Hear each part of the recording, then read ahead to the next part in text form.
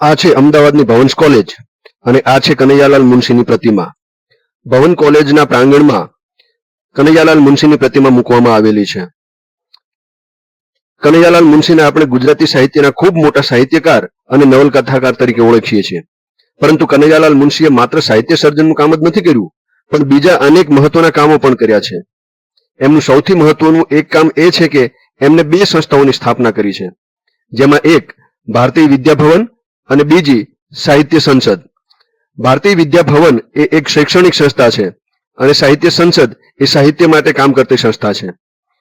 ભારતીય વિદ્યાભવન એટલે કે ભવન્સની વાત કરીએ તો ભારતીય વિદ્યાભવન દ્વારા આવી તો અનેક સંસ્થાઓ એટલે કે શૈક્ષણિક સંસ્થાઓ ચલાવવામાં આવે છે. 9 નવેમ્બર 1938ના રોજ મહાત્મા ગાંધીજીના સહયોગથી કનૈયાલાલ મુનશીએ ભારતીય વિદ્યાભવનની સ્થાપના કરી. ભારતીય વિદ્યાભવનના ભારતમાં 119 જેટલા કેન્દ્રો છે અને વિદેશમાં 7 કેન્દ્રો છે. આ ઉપરાંત 367 જેટલા કેન્દ્રો તો પેટા કેન્દ્રો તરીકે ચલાવવામાં આવે છે અને એનું સંચાલન પણ ભારતીય વિદ્યાભવન કરે છે.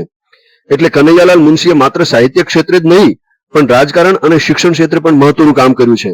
એ પણ આપણે યાદ રાખવું જોઈએ.